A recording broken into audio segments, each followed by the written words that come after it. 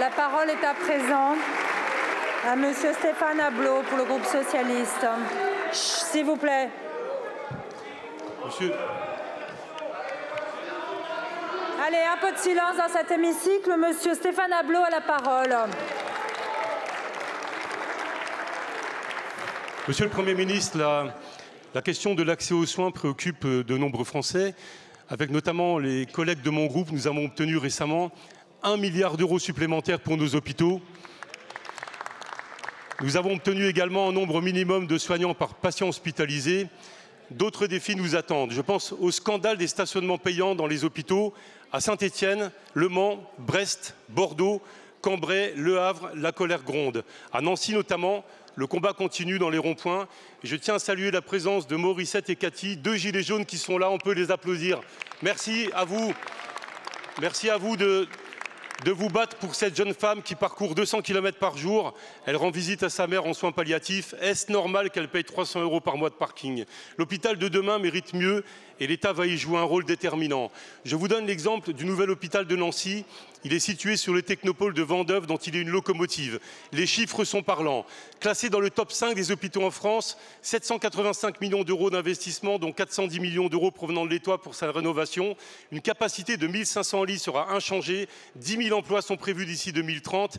40 millions d'euros prévus par l'État pour une nouvelle bretelle d'autoroute. Vous l'avez compris, les projets existent, les espoirs sont là, les attentes sont fortes. Monsieur le Premier ministre, dans ce contexte d'incertitude, quelles actions concrètes allez-vous mettre en œuvre pour satisfaire les attentes des hôpitaux, des territoires et des usagers? Merci beaucoup, monsieur le député. La parole est à monsieur Yannick Neuder, ministre en charge de la Santé et de la Prévention. Madame la Présidente, Monsieur le député Ablot, merci de votre question qui nous permet effectivement de voir comment ce gouvernement souhaite prendre soin de la santé des Français. Et je crois que vous avez dit un certain nombre de vérités, c'est-à-dire que ça passe déjà par un investissement important dans le CHU de Nancy comme beaucoup d'autres, avec une reprise de la dette, des travaux importants, 418 millions d'euros d'extension et de travaux, et les travaux se déroulent correctement puisque la phase de conception vient d'être passée et que les travaux vont pouvoir débuter en 2026. Par contre, effectivement, il y a 1 milliard de plus pour effectivement sincériser davantage l'Ondam, et nous étions relativement tous d'accord sur ces bancs, puisque, je le rappelle, la santé, au-delà des divergences politiques des uns et des autres, fait partie, et la principale priorité des Français, est un sujet sur lequel, transpartisan, nous pouvons avancer, puisque la santé n'a pas de couleur politique.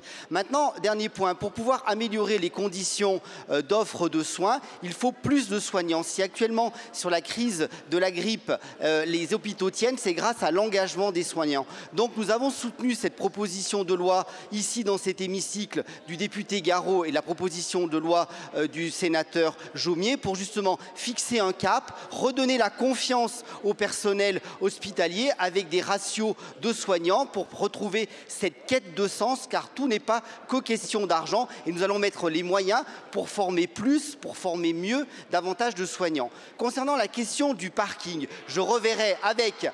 Oui, mais c'est un tout, c'est un tout. On ne peut pas résumer la santé de la France au ticket du parking. Concernant le ticket du parking, je reverrai lors de la prochaine conférence des DG de CHU que dans certaines conditions, sur des maladies longues, il y ait une prise en charge de cette nécessité d'avoir les proches au chevet des patients, car ça fait partie de l'accompagnement et de l'humanité que nous devons remettre dans nos politiques publiques. Je vous remercie. Merci beaucoup, monsieur le ministre. Monsieur le député.